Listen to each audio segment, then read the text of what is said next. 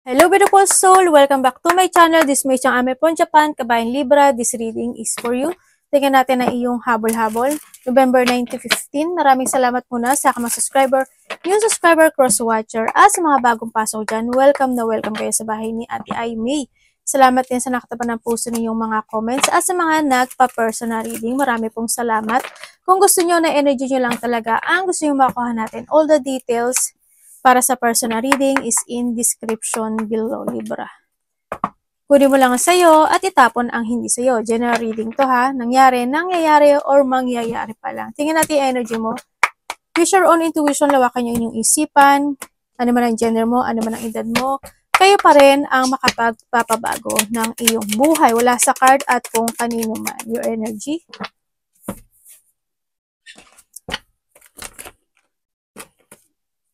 Uy.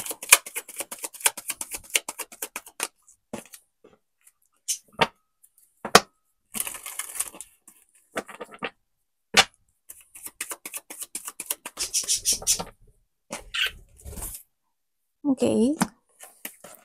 Ang galing oh. Tama ha. 7, 8, 2, 9. Galing ah. Hindi, nagsunod-sunod lang. Hinasabi ko. Sabi niya, ate san magaling. Okay, energy mo.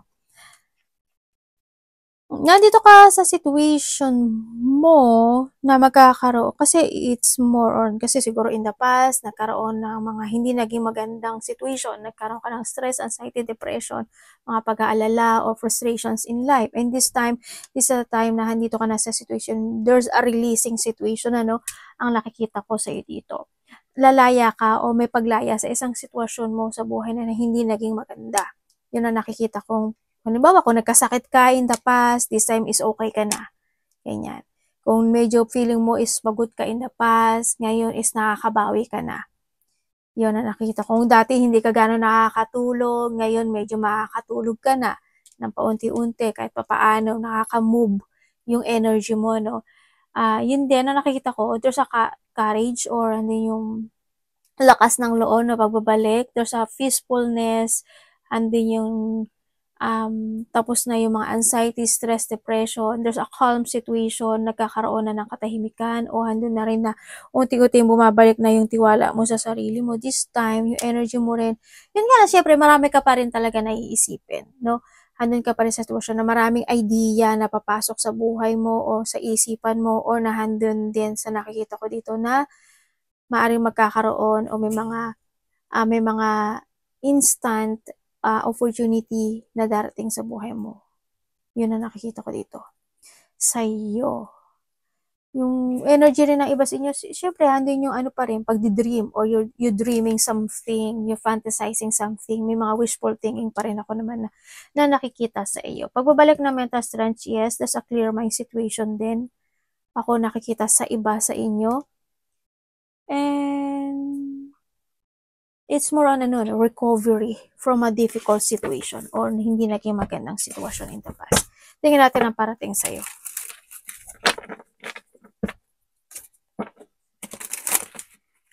Ano parating kay Libra?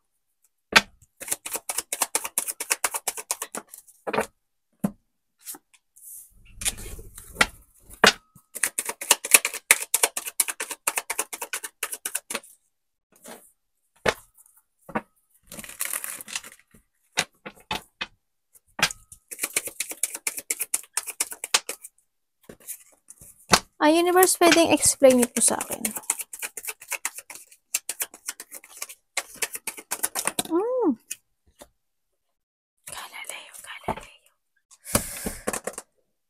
Okay. Ang parating sa'yo, parating sa'yo, may tao daw na hihingi sa'yo ng tulong. Kasi dito rin siya. May tao na hihingi sa'yo ng tulong, or ikaw ito ha. Pwedeng kapatid mo, or mas bata sa'yo, itong tao na to. May, siya, para may problema ata siya. Maaring itong tao na to wala siyang pera at kailangan niya ng pera. O any situation na parang kailangan ka niya, ibig sabihin, gano'n. Na maaring it is related to a money also, no? May taong kakausap sa iyo. Vice versa tayo And then also, may mga situation daw na magkakaroon ng delay or there's a cancel situation. Maaaring may mga plano ka, di ba? Halimbawa, basta may cancel and delay. Pwedeng may madi-delay o may ika-cancel o i-delay mo, pwedeng ganun. Yan, may mga out of control situation din, no? Yun din ang parating sa iyo. May sinasabi na bad news in early matter. There's a bad news na mangyagaganap sa iyo no? Sa nakikita ko sa iyo. Or pwede naman itong tao na to nako-connect sa iyo sobrang bad news talaga nangyari sa buhay niya. Pwedeng ganun. Pero may bad news situation ako na nakikita dito. May parating, magkakaroon ng pagpapaliban no? Tulad ng sabi ko kanina, siguro may mga imumove ka, i-decision, may mga action, or may mga, pwedeng may mga lakad, pwedeng ganun, may mga aayusin, pwedeng ganun, na pwede magkakaroon ng pagpapaliban dito. May mga ipagpapaliban ka. May stagnant situation ako dito. May sinasabi dito na this is not the right time, sabi niya. Pwede ikaw ito or or someone. Yun. And then also, halimbawa kung magta-travel ka, ay hindi pa sa ngayon, next year na lang, kailangan pa mag-ipon ng pera, ngayon kasi walang pera, may mga dapat na unahin, mga saaring ganun, di ba? Sa nakikita ko sa iyo dito. Meron akong nakikita, pero hindi kasi dito Ay, okay. May mga, okay, magkakaroon ng pag-uusap pala. Okay, ang nakikita ko sa iyo is may tao na malapit sa puso mo o malapit sa iyo, no? Na magkakaroon kayo ng pag-uusap. Itong tao na ito, problema talaga siya. Tao sa nakaraan. Pwedeng kung karelasyon mo to, may taong babalik. No? Pero bakit nalulungkot siya? May breakup ako nakikita or magkakaroon ng mga unexpected blow of emotion happen sa buhay mo. Pwedeng magkakaroon ng mga disappointment sa isang tao, ma-disappoint ka sa mga bagay na gagawin mo, pwedeng ganun. Or may mga disappointment. Any disappointment. May separation, depression, trauma, mga intense sa iba. Ito, may sitwasyon na nangyari noon na mangyayari muli ngayon. Aray, sakit ng ulo ko. Biglang sumakit yung ulo ko Sumasakit ba ulo nyo? May masakit ba ang paa? May sinasabi rin dito na doktor, may magpapa-check up pa, may kailangan ba ng maintenance, may madodoktor ba? There's a rehabilitation ako na nakikita sa iyo. Meron. Hindi naman kay lahat to. There's a loss, Mag-ingat ka, Kasi there's a loss situation. May mga problema kayo sa financial. Basta inyo, may problema ka sa financial, ganyan. May mga sitwasyon na sa iba sa inyo, may mga sitwasyon na hanggang ngayon hindi mo ma-accept. And you feeling alone, yung iba feeling abandoned, feeling rejected. There's a sadness situation ako na nakikita sa iba sa inyo. There's a bullying din ako nakikita. Sa iba mga union to. Kumbaga may tao na want niya ng union o gusto niya ng connection o someone want to commit. Ako nakikita dito. Baliktad. Hindi ito. Anong dapat iwasan ni Libra? May tao dito na na ikaw or someone may tao na may mga gusto siyang sabihin sa'yo pero hindi niya masabi. Or maybe this is you. O kaya may tao na gusto niya ng recovery sa'yo. At may mga gusto siyang sabihin pero napipipi siya. Parang ganun. Hindi naman siya pipi, kumbaga hindi lang niya ma-direct sa'yo yung point niya. Ganyan. Or maybe this is you vice versa tayo. Wala, 8-8 to. Tatlo na yung 8 mo. Kasi di ba kanina may 8 din? 8.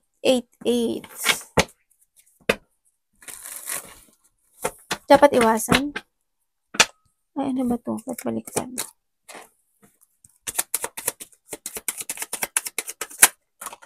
Hello. Ang daming sumabog ah. Okay, baka it's meant tayo. Okay, dapat mong iwasan, syempre yung yung magkaroon ka ng doubt sa intuition mo. Yan, iwasan mo magka-doubt ka sa intuition mo kasi sinasabi niya sa'yo yung totoo. Iwasan mo is not to find peace. Iwasan mo yung hindi ka magkaroon ng acceptance or not to heal yourself with your own. Ang sinasabi dito, don't be jungling. And then, iwasan mo yung ma-out of control ka, ma-stagnant ka sa isang sitwasyon, iwasan mo magkaroon ng pagpapaliban, mapanghinaan ng loob, and also yung matakot ka sa mga bagay na gusto mong umpisahan, simulang muli, aksyonan, desisyonan. And syempre, iwasan mo yung ma-imbalance ka isa yan, iwasan mo yung chaos, yung ma-overcommitment ka in a situation na alam mong hindi tama or mahirap o hindi equal, ganyan, umiwas ka doon. Yung mga taong mapanglamang or yung manglamang ng tao, yung gano'n. Iwasan mo rin yung, syempre thinking of negativity or magkaroon ka ng distraction sa mga bagay na gusto mong gawin. Yung ma-unproductive ka, iwasan mo yun, no? So, nakikita ko rin sa'yo, iwasan mo, hindi mo naman kailangang panghinayangan o pagsisihan yung mga bagay na naganap na. Ang kinakailangan mo lang siguro dito is to learn. Diba? You need to learn from the past or you need to learn from a situation. Yun ang nakikita ko sa'yo dito. Tsaka wag ka lang manahimik. Hindi ko naman sinabi na makipag-away ka. Ang sinasabi ko lang dito, the more na nanahimik ka, the more na alam mo yun, parang minsan magsalita ka rin with your opinion, in a nice way, ganyan. Tingnan natin, love. Love is sa lahat, kapatid, anak, magulang, karelasyon, kaibigan, pamilya. Kamusta po ang love ni Libra?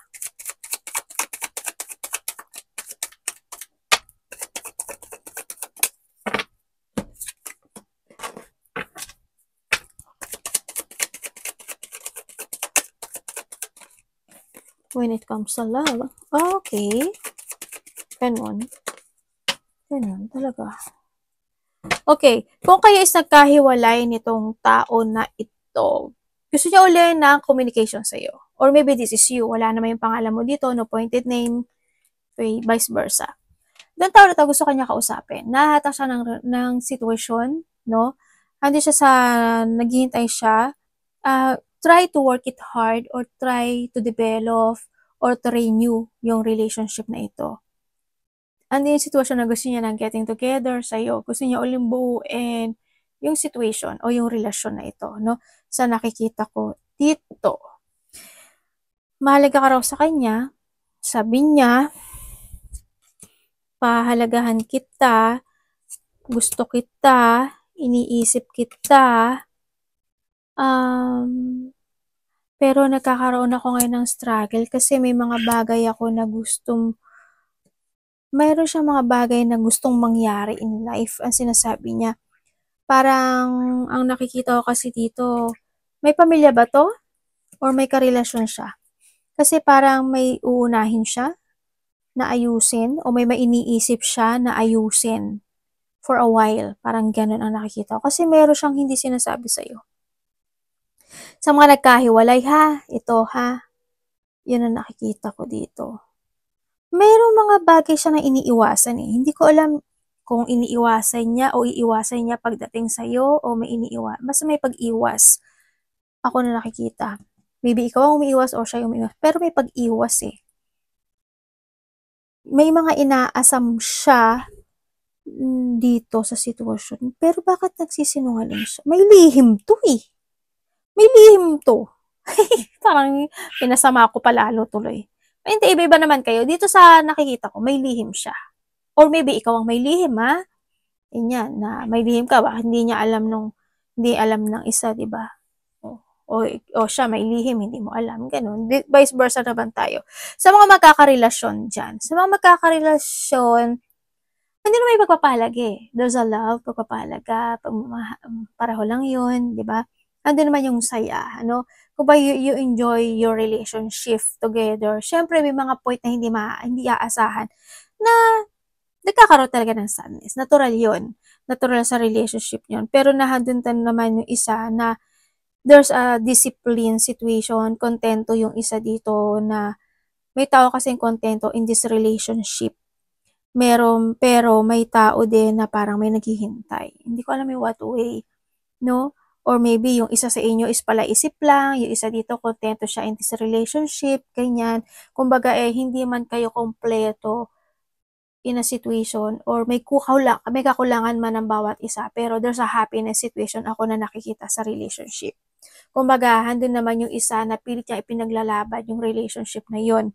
No, pilit niyang wini-work it hard or binibigyan ng effort yung relationship. Isa sa inyo is ganun. Yun na nakikita ko dito. Pero may konting feeling pain yung isa, no? Hindi ko alam why, pero may iniisip siya. Yun ang sabi niya. Ikaw or siya to, ha? Yun. Tingnan natin. Para magkakaroon kayo ng mga getting together, ganyan, maaari may mga makikita o you have a travel, pwedeng ganun. Pwedeng 4 days, 4 weeks, 4 months, or by the next year of the 4 days, 4 weeks, 4 months, man yan, April, or mga ganun, or weeks o days man yan, no? Sa iba sa inyo, may coming home, maaring uuwi ka ng Pinas, o magkikita-kita kayo ng pamilya mo, magkikita kayo ng karelasyon mo, ganyan, or may mga pagkikita-kita, ganyan, ako nakikita sa iyo, no? Pwedeng iba dito magkikita-kita kayo ng pamilya niyo.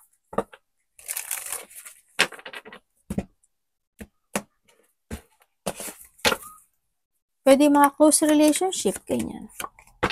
Ay, may devil.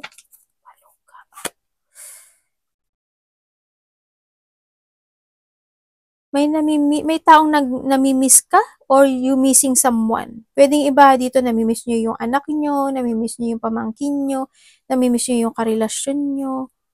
Yan. Pamangkin mo. Tingnan natin na.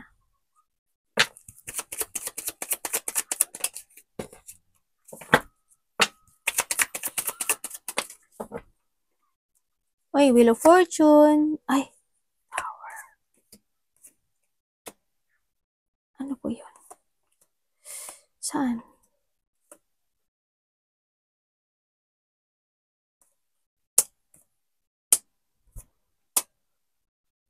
Okay.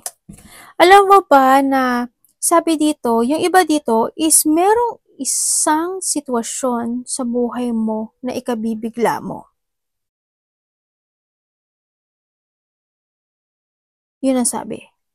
Sa iba sa inyo, pwedeng revelation ito, no? Sa iba, pwedeng ito is ikakashock, ikakabigla. Pero alam mo, may sinasabi siya dito na be practical. Be practical, you need to save money, alagaan mo yung sarili mo. Ang sinasabi rin din is you need to take it action, sabi dito, kasi magkakaroon ng isang bagay, isang sitwasyon na hindi inaasahan na makikipagsapalaran ka. Sabi dito, may isang malaking decision making o pagpapasya ka na gagawin kasi may mga dapat kang aksyonan. Why? Meron din ako nakikita dito na may magtatapos sa buhay mo. There's a end of a cycle situation. Magkakaroon ng malaking pagbabago. May mga sitwasyon na dapat ayusin. May mga sitwasyon na may paglipat din no? Ako nakikita. May paglipat. Hindi ko alam in what way yung paglipat mo. Pwedeng lilipat ka ng trabaho, pwedeng lilipat ka ng bahay, ng direksyon, ng lugar, ng pang-umaga, pang-gabi, pang-tanghali, section 1, section 2, section... Pwedeng ganun. May paglipat May iba dito is may isang sitwasyon sa buhay mo na matagal na itong sitwasyon na ito. Ang hinihintay na lang sa'yo is yung mag-action ka. Yun ang sabi. Kasi ikaw lang daw ang makapagbabago ng destiny mo.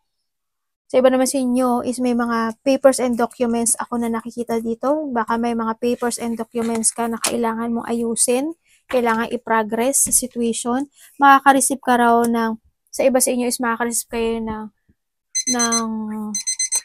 tawag dito, gift, no? Or tulong with someone. Or pwede ikaw yung magbibigay ng gift or magbibigay ng tulong. Yun na nakikita ko dito. May mga manifestation. Gusto nyo beginning happen sa'yo. Sabi dito, finish the unfinished. Hindi ko alam may what way pero may kailangan kang tapusin. Sabi ganun. To start a new beginning in life. Kumbaga, you need to start with your own. Pag isipin mo naman ngayon yung sarili mo, then sa nagiging mapagbigay ka sa ibang tao. Hindi ka naman charity worker, di ba? Hindi ko naman sinasabi na magdamot kayo. No? Pero, okay maging mabait. Pero kung labis-labis, yun ang pinakamasama sa lahat. Huwag ka lang magbulag-bulagan, huwag ka lang tikom, ganyan, huwag ka lang tsaka kasi sa sitwasyon mo na parang may mga bagay ka na tinitimbang. Parang ganun ka sa situation. Or nabibiingkot ka in a middle situation. Pwedeng ganun. Yung iba. Torn between two. Patay tayo dyan. Tingnan natin. Pwedeng torn between two in your decision making. Pwedeng ganun. Or in relationship. Or mga bagay na didesisyonan mo na gusto mo ng bagong trabaho, gusto mo mag-abroad, gusto mo mag-ganito, ganyan. Kakaroon ka na pagdadalawang isip sa iba.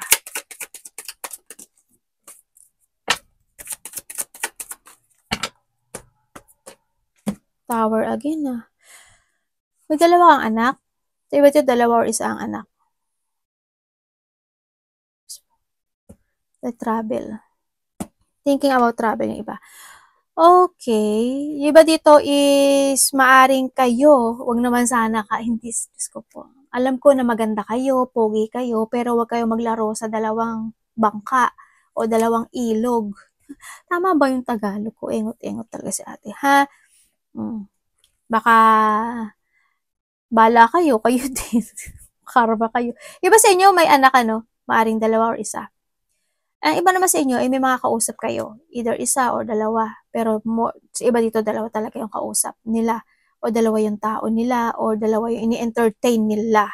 Ayan. Andito kasi sitwasyon mo na sinasabi dito is may mga bagay daw na kailangan mong isipin in advance. Yun ang sabi. May mga bagay na kailangan mo, alam mo yung plano mo. Alam mo yung layunin mo. May sinasabi rin dito na you need to focus and take it action to make real, no? Yung mga goal mo sa buhay mo. You need to aware din sa pera mo, ganyan. And focus on your ambition. Kailangan mo daw, there's a skills, o may mga skills na kailangan i-develop. Ang sabi dito, may pag-aaralan ka o nag-aaral ka. Yun na nakita ko. May pag-aaralan ka o nag-aaral ka o may mga bagay na kailangan mo isipin in advance or pag-isipang mabuti, pag-aralang mabuti, siya sa ating mabuti. No? Yun ang sinasabi to. May mga bagay na kailangan mong i-evaluate. Isipin mo na maigi yun, ha? Para hindi ka maging tower. Diba? Pag-isipan mo maigi. And then also, kung kayo naman is may dalawang anak, yung isa dito is matalino. Yung isa dito is palaipon ng pera. Yun na nakikita ko. Sa iba naman sa inyo, marami daw kayong gagawin kasi nandito rin si Tower, si Wheel of Fortune. May mga gagawin daw kayo ng mga multiple tasks or multiple priorities. Multitask or multiple priorities. Baka busy yung iba. Maging busy kayo. Iba dito may aaralin kayo Pwedeng may mga bagong plano, ganyan.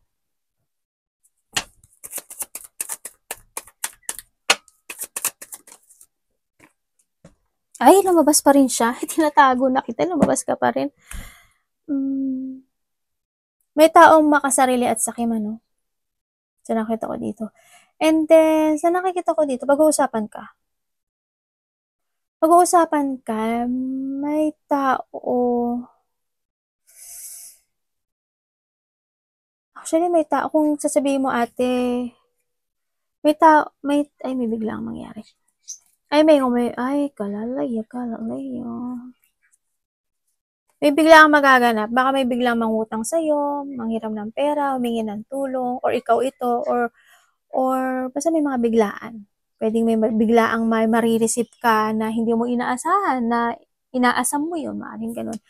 May tao na hindi na siya actually naghihintay pa sa'yo, sa'yo, or maybe this is you, no? Ang nakikita ko dito, nagkakaroon or magkakaroon ka ng disappointment, may mga self-doubt, may mga pagsisisi,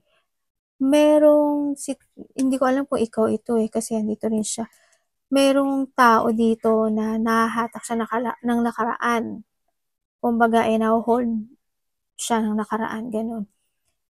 There's a blockage sa'yo, no? May blockage sa buhay mo daw, ang sinasabi dito. Baka this is a time. Kasi, kailangan mo na rin kasi mag-let go, no? Kumbaga, change to your best version. 1.0 to 2.0, mga ganyan. Kumbaga, this is a time to release, to abandon, to let it go. Mag-going toward to a new direction in life. Yun ang sabi dito. Huwag kang mag-doubt, huwag kang magsisi. Hindi mo kailangan na hindi maka-move on in a situation, ganyan. Pero it's up to you.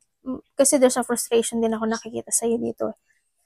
No, nangyari na ang nangyari. nangyari. Or someone is nagkakaroon ng pagsisisi. And then, syempre, ang sinasabi rin dito, may mga,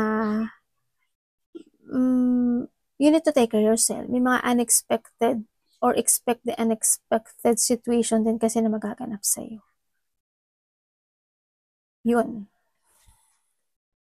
May moving home. Hindi ko alam kung mag-move ka ba o siguro nag-move ka ba na. There's a moving home. 3 days ago, 3 weeks ago, 3 months ago, 3 years ago, or mangyayari pa lang. Maaring ganun sa iba. May moving home, or someone is nag-moving home. Parang ganun. May devil ka. Ba naman yun? Naku, kalaloka. Okay, may tao dito na matagal mo nang kakilala, no? Na itong tao na to is may bad energy siya, totally. May bad energy siya, pero gusto niya ng reconciliation sa iyo, or maybe this is you. Sa iba naman sa inyo, itong taong to as in about, nasa sa'yo to na kung i-accept mo siya. Sa iba naman sa iyo is merong tao na magsishare ng problema sa iyo. Kasi ang nakikita ko sa niya, parang itong tao na to, parang they feeling stuck, feeling trapped in a situation, parang ganun. Or maybe this is you, magsishare ka ng problema with someone, sa pinagdadaanan mo, or someone is mag-share ng problema sa iyo. Matagal mo na siyang kilala. Pwedeng family mo, pwedeng dati mo karelasyon, pwedeng kakilala mo o kasama sa trabaho. Yun ang nakikita ko dito. Mag-ingat ka rin sa kasi there's a toxic situation, maaring you are connected sa mga tao na sarili lang nila ang iniisip nila at nagiging sakim sila. Kumbaga, kailangan kita because of the needs kumbaga, kinakailangan ko-connect sila sa'yo kapag may kailangan sila.